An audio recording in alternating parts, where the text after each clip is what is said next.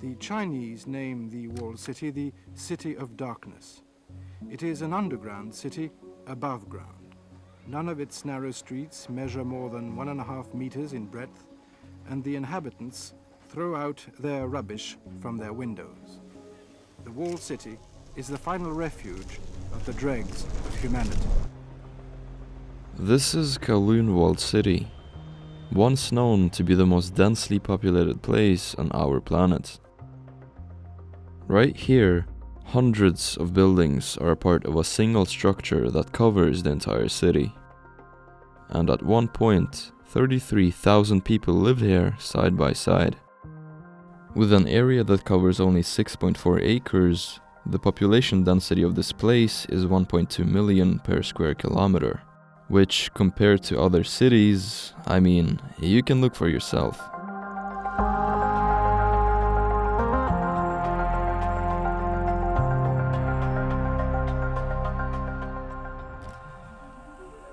The walled city wasn't always so populated.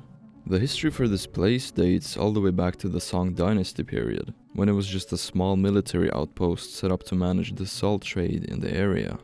Little to nothing happened here for a long time, and only centuries later the place turned into a fortress housing roughly 700 people. During World War II, Hong Kong became occupied by Japan, and so was Kowloon Walled City. During this time, the Japanese stripped the walls of the city to expand the Kai Tak airport, which was stationed only 800 meters away. And although the walls were now missing, the name Walled City remained. After Japan's surrender in 1947, China regained control of the city but were still suffering with the ongoing civil war in their own country. For this reason, many people fled China and found refuge in the walled city. By 1947, over 2,000 squatters settled here. But that was only the start. Clean the place out. Well, that's as maybe.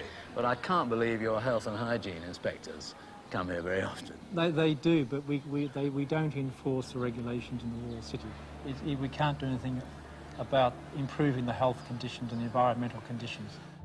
As the city's population grew, the administrative jurisdiction over the area became complex due to overlapping Chinese and British claims. This legal uncertainty eventually led to the lack of proper governance and regulation, allowing Kowloon Walled City to evolve organically, unhindered by the typical rules and regulations of urban planning. This is pretty much the reason the walled city ended up like this. Neither China or British Hong Kong governed the area, so it just developed like an organism by itself.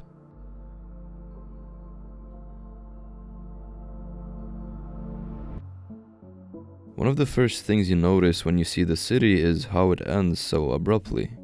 That's because it is not a part of Hong Kong. It's a city within a city, a Chinese enclave to be exact. And that of course meant that building outside it was simply not allowed. So eventually, when they'd use up the entire area on the ground, the only way they could expand was up. So they built buildings on top of buildings until they became skyscrapers, reaching up to 14 stories high, forming a very dense and vertical landscape. And the only thing stopping them from building even higher was the single restriction the city ever got, set by the Kai Tak airport, so that the buildings would not interfere with the flight path of planes as they were already flying right above the city. At the bottom, and really for most of the floors, the buildings were so intertwined that sunlight was nowhere to be found. For this reason, many people called it the City of Darkness, as the only source of light at the lower levels was electrical. In certain places, the side alleys became a veritable maze as they interlinked and stepped around buildings, and without any landmarks or distant views, it was all too easy to become totally disoriented. Now, there's every sort of industry in there, in those sweatshops. They're making plastic handbags and It's mainly dim sum. it's mainly low-cost type of production. It may at first look like a huge apartment block, but it is in fact a city. Not only does it have homes, but also factories, clinics, shops, restaurants, and even schools. As chaotic as it looks, inside this block of buildings was a fully functional city. One of the popular businesses to run here was dentists. In the walled city, you did not need a license to practice as a dentist professionally. That means that anybody who had the qualifications could work here as a dentist. But of course, as long as you weren't endangering your clients. This was a very usual outcome for dentists who had their licenses unrecognized in mainland China. Many of the factories that produced plastics, rubber, and other materials would also find their products flow through the rest of Hong Kong. And even the food ingredients like noodles, dumplings, and candy would often find themselves on the plates of high-end restaurants. Same ingredients that were manufactured deep in the walled city. But money here wasn't always made from clean labor. In fact, illegal activity and crime was at one point a big part of the city, which was often led by the triads, who were the local organized crime groups. In the walled city, all business and activity is controlled by the triad, the Chinese mafia. When the city lacked police patrolling, this place was a haven for crime. Before the 1950s, and presumably even later, the triad gang somewhat ruled the place, where drugs, gambling, and prostitution were the big three. Hundreds of opium dens were scattered around the city, spiraling a great part of the population into drug addiction. And instead of dealing drugs, the triads would even open clinics where they would give the residents shots of heroin, so that they would not get caught having drugs on them.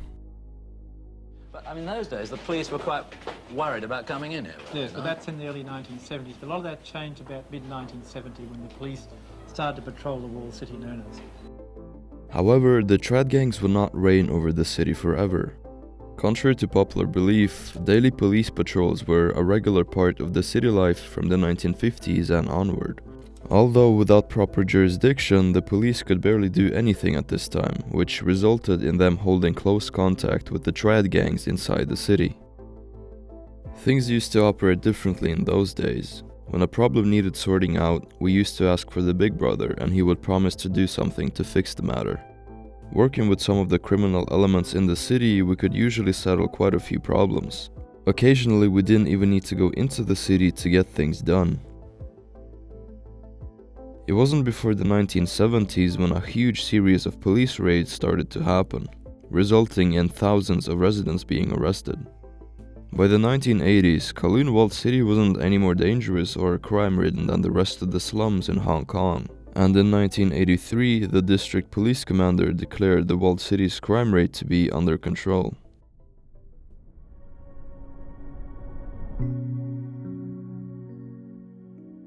This is where Kowloon walled city once stood. In its place lies a park which still holds some of the old buildings like the Yamen, parts of the old South Gate, and even the cannons.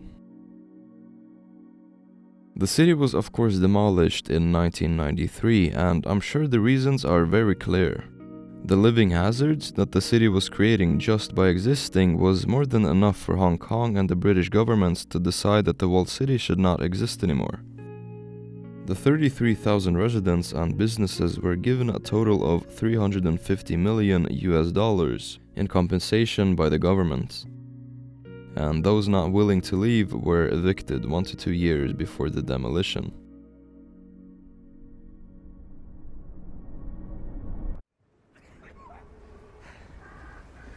Don't you morons get it? If you think your government-sponsored brutality intimidates me, you clearly don't know anything about Dragonage. But although the city might be dead, its legacy never disappeared. Since its demolition, many films, video games, and art have taken inspiration from the dystopian image of the walled city. There is even a movie filmed inside of the city while it was deserted, shortly before it was scheduled to be demolished. In Crime Story, walled city was used as a stand-in for Hong Kong. In the film, they were using the empty building. They were able to blow it up and create very spectacular visuals. It's honestly a miracle that this place did not end up in a huge disaster. Multiple buildings collapsing or a huge fire that spread throughout the whole city. There's so many ways this could have gone wrong. And as it stands for me personally, it's honestly kinda crazy this lifestyle worked out for so many of these people. I mean, not that everybody was living here willingly, of course, but you know, people still built businesses, people grew up, made families here. And in the end, many of the residents were actually against the demolition. So maybe, despite the looks, it wasn't all too bad to live here.